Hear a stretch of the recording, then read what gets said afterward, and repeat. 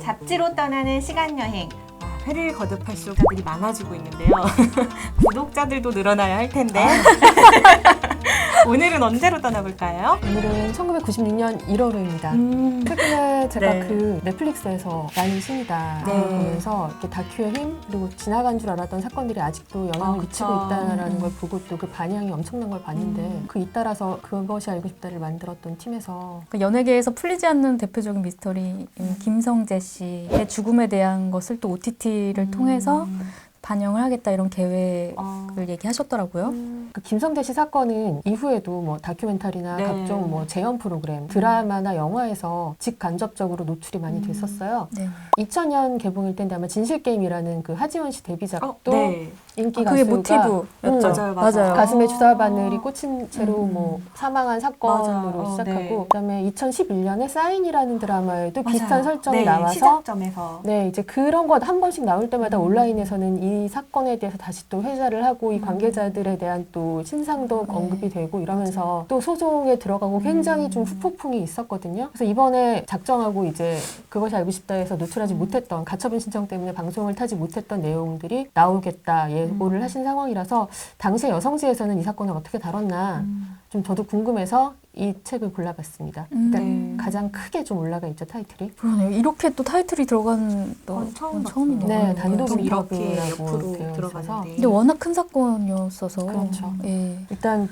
총 6페이지에 걸쳐서 정말 네. 타이틀에 맞게 집중 취재인데 일단 김성재 씨를 모르는 분들도 있을 것 네. 같아서 김성재 씨가 그때 사망할 당시가 24살이었는데 그러니까 72년생이에요. 원래 연예계 데뷔는 그 현진영과 와와 2기로 데뷔를 했다고 알려져 있는데 그때 와와 1기가 구준엽 씨, 강원래 씨. 강원래 씨. 그래서 2기를 이현도 씨랑 같이 활동을 했다가 그 고교 동창이거든요. 이현도 씨랑. 네. 상문고를 같이 다녔었는데 1993년도에 두 분이 2인조 듀스로 데뷔를 했는데 그 지금이야 뭐 굉장히 자리 좋고 힙한 힙합 장르를 처음으로 이제 대대적으로 맞아요. 들고 연예인들의 나온 연예인 같은 캐릭터. 네네. 그래서 음악 자체도 너무 좋았고 듀스가 이렇게 회자되는 거에 비하면 공식적으로 활동한 기간은 2년에 불과하거든요. 근데 이제 세 장의 굉장히 앨범을 짧네요. 냈고 거기에서 쟁쟁한 히트곡이 나옵니다.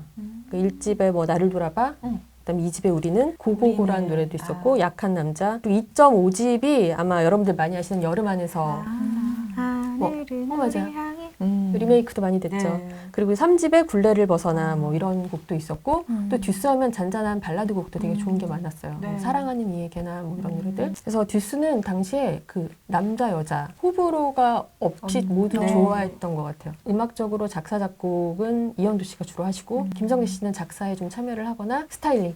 의상이 항상 화려하셨잖아요. 그래서 그렇죠. 네. 아마 요즘 남친짤이라고 애들이 아. 애들이 젊으신 분들이 네, 네. 남친짤을 많이 얘기하는데 아마 김성재 씨가 원조. 지금 있었으면은 원조격으로. 김성재 씨의 모든 사진을 남친짤로 활용해도 좋을 만큼 스타일도 좋았고 그리고 김성재 씨가 당시에 그 한양대 관광학과를 다녔는데 어려서 일본에서도 잘하고 해외 생활을 해서 언어가. 언어도 굉장히 잘 하시고 그런 이미지도 좀 굉장히 호감을 샀던 것 같아요. 그래서 먼저 이제 사건을 모르시는 분들을 위해서 파트 5부터 먼저 좀 볼게요. 네.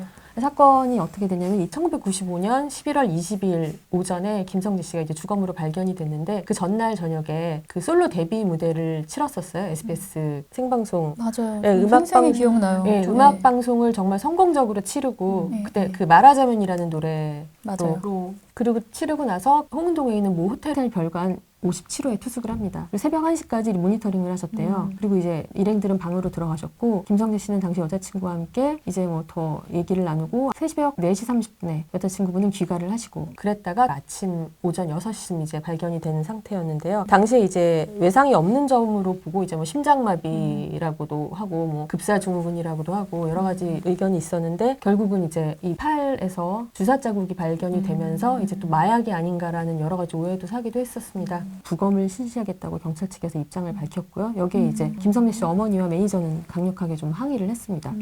근데 바로 24일에 화장을 하고 발인을 치릅니다. 그리고 12월 4일에 이르러서 이제 김성재 씨 유족 측에서 여자친구의 출국 금지를 요청을 하고 타살 여부에 대해서 수사를 이제 접수를 합니다. 그리고 다음날 그 국가수에서 결과가 나오고 이 김성재 씨의 사인이 약물 중독이라고 알려지게 되고요.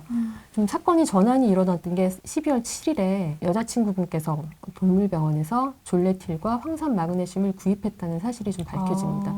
근데 이게 좀 더 오해를 살 수 있었던 게 그때 이 여자친구분이 이 사실을 좀 숨겨달라고 얘기를 했다까지 이제 진술을 하는 바람에 바로 경찰에서 이제 용의자로 보고 여자친구분을 구속을 하고 그래서 이제 이 김양 측에서는 이제 변호사 선임을 탄원서를 제출하고 이제 구치소까지 들어간 상황이 저희가 이제 취재를 한 시점에 요 상황이었거든요. 그래서 당시 좀 쟁점이 이렇게 크게 나뉘는 거는 졸레틸 치사량에 대해서 김 씨가 약국에서 샀다는 졸레틸과 황산 마그네슘 성분이 치사량에 이른 것인가. 근데 이제 김 씨는 그때 주장하기에 본인이 데리고 있던 반려동물의 안락사를 시키기 위해 구입을 했다. 그러니까 이 정도 양은 동물 정도의 안락사 시킬 수 있는 용량이지 사람에게는 치사량이 아니다라고 재판을 했어요. 그래서 1심에서는 유죄 판결을 받아서 무기징역이 나왔습니다. 김 씨에게. 그랬는데 2심에서 뒤집힙니다.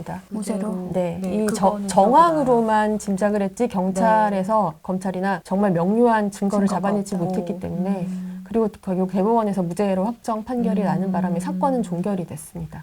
그래서 제가 그 이후에 김성지 씨 어머니를 다시 만날 수 있었는데 그게 사건 발생 13년 이후 2009년 2월에 그때 인터뷰를 하시게 된 이유도 이후에 연예인 자살 사건이 발생했을 때 김성지 씨가 언급이 됐다는 거예요. 특히 2008년도에 연예인들 많이 극단적 선택을 하신 경우가 굉장히 많아서 한 분이 이제 돌아가시면 뭐 이러이러한 그때 김성지 씨가 언급이 된 거예요. 그러니까 어머니가 끝나지 않는 거 슬픔이네요. 이건 아니다. 내가 이건 나서서 좀 바로 잡아야겠다라고 생각을 하셔서 13년 만에 말문을 여셨는데 특히 좀 본인이 좀 나서기가 좀 어려웠을 때 김성주 씨 팬들이 어머니 이거는 언론중재위원회에 가서 정정부도 요청하실 수 있어요 라고 나서주신 거예요. 그러니까 팬들도 이제 나이를 먹어서 사회인이 되신 거죠. 네. 그래서 당시에 이제 뭐 약물 과다 복용으로 인한 자살 추정이라는 기사를 바로 잡고 당시에 이제 애도를 받지 못했던 상황에 대해서도 좀 언급을 하셨는데 제가 인터뷰했을 2009년이 그 공소시효가 2년 남은 상황이었거든요. 근데 결국 그렇게 사건은 마무리가 됐고 이후에도 그 방송을 하려고 하면 가처분 신청이 들어가서 이제 방송이 되지 못하고 그다음에 온라인에 이제 그 이런 언급을 하는 사람들을 또 민사소송을 걸어서 그분들이 이제 벌금을 받거나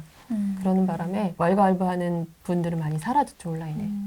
양쪽 모두 되게 억울하다라고 하는 입장이기 때문에 그러니까 이게 더 계속 끊임없이 얘기가 되는 것 같아요.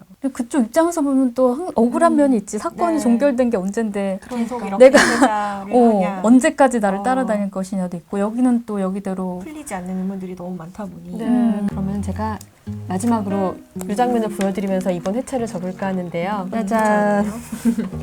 와. 이 레이디 경연을 만드는 사람들입니다라고 소개를 해줬어요. 이게 지금 1월호라서 아마 특별히 이렇게 다 모이셨던 것 같아요. 그래서 저희가 새롭게 선배님들한테 감사함을 느끼면서 인사드리면서 마무리하면 저희가 이렇게 어떨까요? 또 이야기를 할 수 있는 거리를 주셨고 그러시네요. 네, 선배님들 감사드립니다. 감사합니다.